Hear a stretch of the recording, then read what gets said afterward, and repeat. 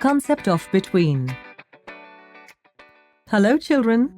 Today we will learn a new word, between. Have you heard this word? Let's look at a few examples to understand this word better.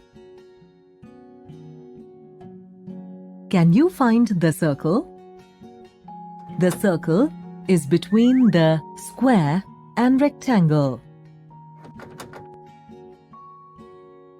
Now, where is the triangle?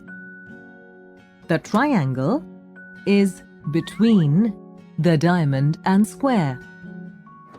Look at these letters here. B comes between A and C. What about H? H comes between G and I.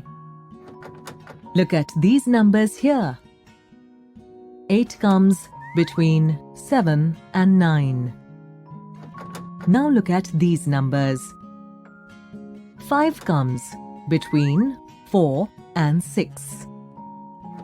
Hope you now know what the word between means.